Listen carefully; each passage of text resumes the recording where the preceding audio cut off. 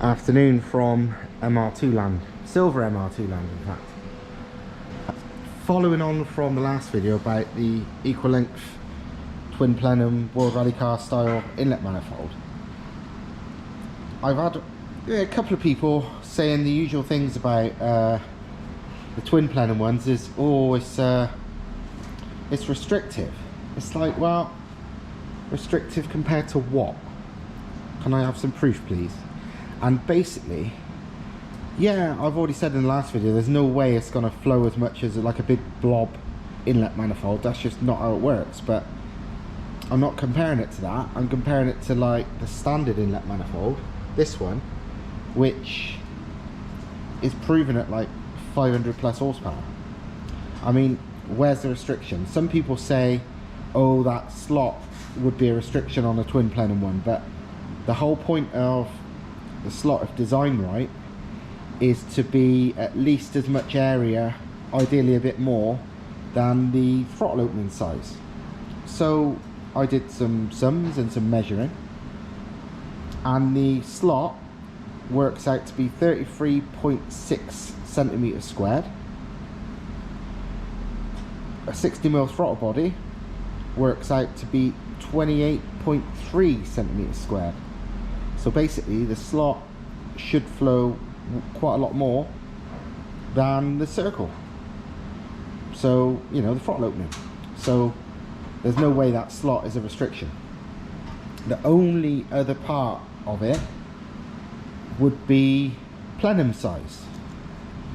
And to be fair, even by eye, you can be fairly sure the twin plenum one has got more plenum area. But, you know, I prove everything, don't I? I don't, you know, people talk, but I can say like, no, there's your answer. So fuck it. I'm going to get some water. I've already blanked it all off on these. And we will fill them both up to basically the end of the run, you know, where the runners begin roughly. It's not going to be to the exact milliliter, but it's going to be close enough. And let's see roughly what they do. Generally, you kind of want at least the same capacity of the engine, ideally more. To be honest, that's not really a big deal anyway, because you see a lot of like massive power turbo V8s with basically almost no plenum. They're using like a 4-barrel inlet manifold, you know, but with a throttle body on top instead of a carb. So there's almost no plenum area, but they still make like thousands of horsepower. And that's not a be all and end all, but I'd like to have rough numbers, so I'm gonna get some water and do a bit of tipping. Right then, so I've got my trusty 1 litre water bottle, got the plenum standing up straight enough, and we've all had a little guess. I've said, and I already think I've probably overdone it, but whatever. I've said 1.8 litres for that plenum, and bearing in mind what I'm saying is the plenum, not the whole runner. I'm basically, it can go up the plenum by, you know, centimetre or so before it, as far up as it would be, so there wouldn't be much scavenging from another cylinder. So practically to the top of the plenum, you know, centimetre more, whatever. Which, same on this, it'd be to about there. I've said 1.8 for that. I'm just going by guessing it. Audi would have give it like the same capacity as the engine, but I think I'm wrong now looking at it, but don't know. And I said 3 litres for this, which is quite big, but I might have overdone it, I don't know. Or care, because it's not about that. And the main thing is it bigger than this? Because this can do 500 brake. If this is bigger, that easily can. So, Thomas, you said 1.2, 1.5 top. For that one? 1.2, 1.5. Standard. Okay, so 1.4-ish. And what do you reckon for the big one? Around 2 litres. Around 2 litres. You should squeeze full 2 litres in it. Yeah. At least. Yeah. Andrew, your guess? 1.5 and 2. 2 for the equal flow. Yeah, so everybody's agreed the equal flow looks way bigger, despite what people say. And like I said, this can do... You did almost twice from the... Yeah. Yeah, I'm reckoning it's not far off twice. But yeah, this could do over 500, so We'll see.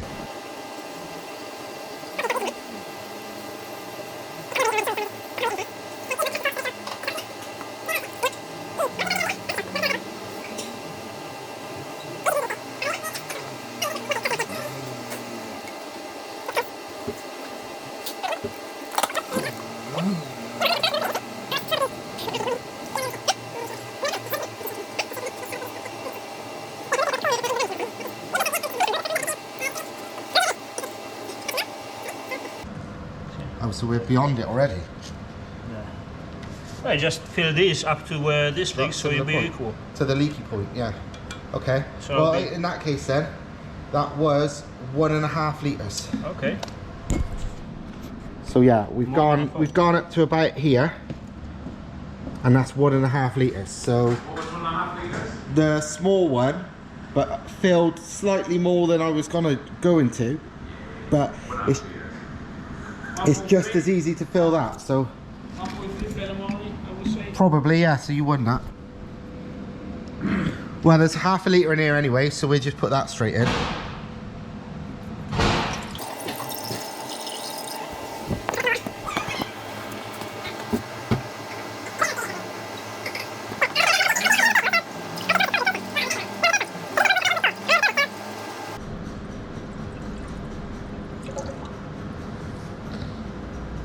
That's 1.5 already, and I can already see it's nowhere near.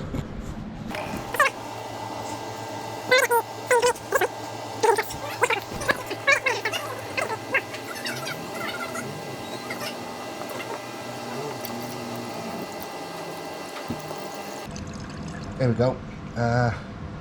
When it gets to the top of that, I know when it's the same level. It has to be more. No, because when it gets to this, that's about the same level, isn't it? Well, you should consider the trumpet part of the plenum. How we go to where that they cut, leaks. yeah. Because that's the end of the trumpets, really. There we go. There you go. Perfect. 2.5 litres. 2.5 liters. There you go. Double. There you go. 2.5 litres. Twice the size. So to there, Well, we're gonna make which a is mess. about the same as there on that. 2.5 litres. I'm gonna make a mess anyway. Hey, don't mind, I can pick that up. So there's your answer. Hang on a minute. What about the runners? And with my highly unscientific test of a big ass bolt that only just fits in this one, Will this not go through? That's go through. it does go through there. Basically, the first thing was when I looked in it with a torch, and it's like, hang on a minute, these are big. These are not. And yeah, I mean, this, it won't even go in anywhere, and it does shrink down a bit. May I introduce by the standards the engineering in the workshop? This is a measurement stick. Yes. That is now around the measurement stick. Yes. That is a tool to measure the ports. Yeah, exactly. If I could get a special one of them that would fit down ports, great. But instead, this is the special science. I'm not kidding. This is it's awesome. Yeah, works. I literally found the biggest thing I could it would fit, and yeah, it doesn't in there. Basically, I'm gonna have to cut this apart to be sure, but this end especially, these are big. These are not. So that would explain their test results, but it don't matter for mine because we've changed it to the different runners, which are basically pretty much the same as that. So Thomas has fully welded up the fancy twin plenum inlet now, and while my plan was originally just run it on this car, I've decided no, fuck it, I'm going to run one on this car and one on my big power one, because despite people thinking these are restrictive, the standard one might be restrictive, but from my working out and calculations and inspecting it, it was the runners. The plenum is physically impossible to be restrictive. Here's another thing worth mentioning before I fit my manifold. Actual runner length. These runners are a bit smaller diameter than the OE ones. They don't look it from the outside, but yeah, the wall of these pipes of the runners are really thick compared to these, so although they look the same, these are smaller. But these are actually a little bit longer too.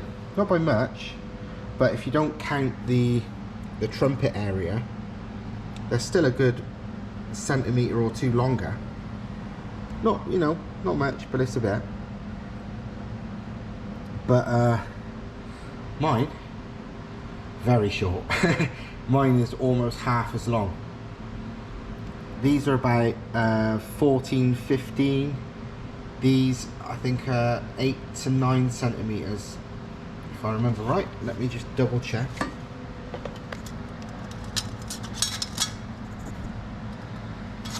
Yep, 8.5 centimetres roughly. 8.5, and ports as big as, you know, runners as big as the standard one at least. Whereas these are smaller and much longer. But yeah, to be fair, being a short runner and about the same diameter as this, they should flow more. So, good times. Inlet manifold, now looking very pretty. I just got the wire wheel out on it, you know, externally to make it look good.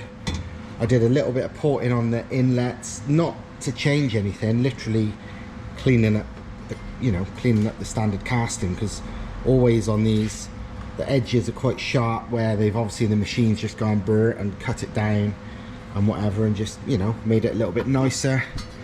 On the inside there was pretty much nothing I could do, but the very start of the slot I wasn't 100% happy with, so I just 2 seconds with the die grinder sorted that out. And apart from that, it's good to go. And it's going on the big Turbo MR2, because I've got another one of these coming all the way from Lithuania, of all places, because I'm going to run one on both cars, because I am a big fan of these. And it's funny actually, like we've talked about in this video so far, and in the last video actually, these were, you know, the 180 people like, these are restrictive because of, partly because of some bullshit tests from 2005 where it was flow benched and it was just bollocks. It just made no sense. Like, even what the bloke wrote proved he didn't have a clue what he was on about. But the only test, well, there was a proper test a couple of years ago, and it was done on the dyno, and it was pretty much back to back. It was about a couple of weeks apart, but same car, same dyno, same everything. And it was this against a BAM manifold, and it seemed, well, it wasn't this, it was this plenum but with the original runners.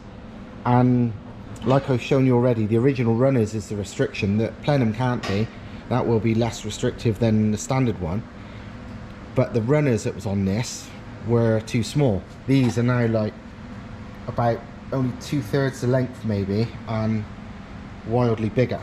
So this is no restriction. But even that test, I was just talking about it with Thomas, and I realised it didn't make as much sense as I thought. The basic gist of the test was, they tested it with the BAM manifold first, and then they put the twin plenum one on, the unmodified one, not like this, and it lost boost. And they was like, well, that alone shows it's a restriction. It's like, how could it have lost boost if it was a restriction? Because unless they was taking a pressure feed from post plenum in one of the runners, which they didn't, because it would have been shown and talked about, how could it have lost boost? If the plenum was a restriction, where the map sensor usually comes from, which is either in the plenum or before, it would gain boost. I'm pretty sure it had been before the plenum on this setup. I'm not sure, I don't know where they put it.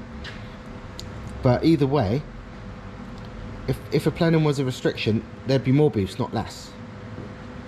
The only time it couldn't be less is if it was measured after the plenum, which is from a runner, which they didn't do. Because if they did, they'd talk about it, and also they'd have had to have drilled and tapped a runner as well to do that.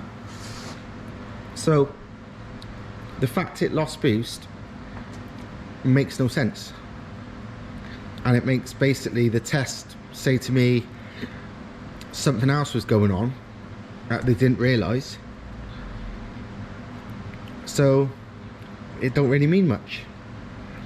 Either way, I'm not a huge fan of the standard runners for a big power car. For like under 400, like on this, yeah, I'm sure the standard runners will be fine, but they're a bit long and they're a bit thin, whereas these are shorter and wider.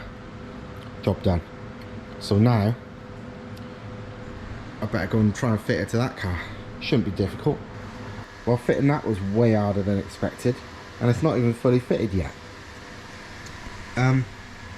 That is the twin plenum inlet manifold, and badass it is too, but it wasn't as easy to fit as it was when Thomas fitted it on his car, but not because of anything being different, like, you know, engine position and all that. It was just because, wow, all the fucking wiring and pipes and shit on mine. But it's in, and it makes the boost pipe to charge cooler pipe way neater and simpler. It's just a straight line and a bend. So while it was an absolute fucking ball ache, I mean, like, unreal, it's there now, and it does look good, and there's some, you know, very good points about it. So I think it's worth me just instead turning this jumble of wiring. Obviously it's not normally this messy, but I've removed it from all the injectors and all that kind of shit. Turning this jumble of wiring and pipes into something a lot neater to allow the inlet to be removed easier. This engine actually gives me far more room to access under the inlet manifold, like to get to the knock sensors and stuff. So in many respects it's miles better like that. It's really good.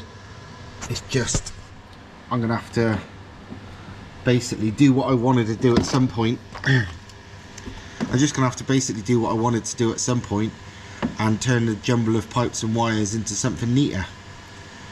I was putting it off because it was always fine with the old setup, but with the new setup it's just, nah, it's a pain.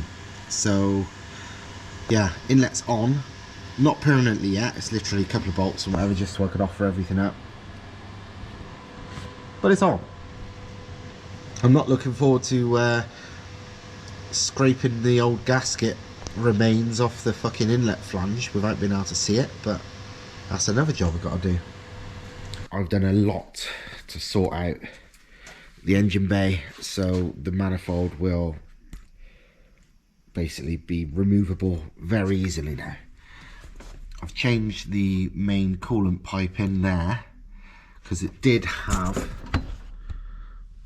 that pipe, which goes to the header tank, come off upwards there with a different hose here, and that was the main thing that was getting in the way, I think.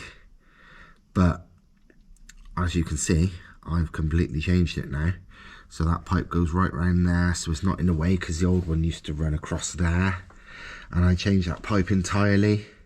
That is actually, it's funny, that's an OEM MR2 pipe, that's an OE 180 one, just a metal version of the OE one, and that is the OE 180 pipe. It's all factory, but it all fits together. Fucking brilliant. So yeah, and I've rerouted the, well, a few things actually, but I've rerouted the turbo line so it's right at the bottom now. It used to run across the top, but to be honest there's no need for that. And while the wiring is all there now, it's, now I've done all this, it's generally a lot easier to deal with, so it shouldn't be a problem anymore. All the fucking little hoses and whatever, I'm yet to work out where I'm going to put them, but it's pretty simple now. It's much better. I shouldn't have a problem. Right, that's enough for one video. Hopefully in the next one I'll have finished rerouting everything in the car so the inlet can be fully mounted up and done, but I'm really dreading cleaning up the manifold face on the head, because the stuff I used to seal it is really good until you have to try and remove it, and then it's a fucking nightmare. So not really looking forward to that. But apart from that, the very brightly painted engine block is drying nicely, so that's going to be okay. And yeah, progress.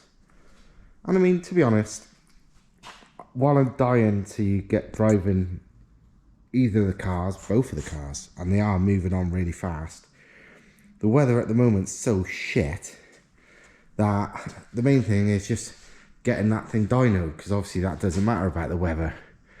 But I'm lucky to find a day when it's dry enough that it would even be usable. This will be usable whenever, because it's just going to be like skidding around and being a dickhead in it, really. So that's not a problem. But I have to finish this one. So one step at a time. See you next time. Ta-da.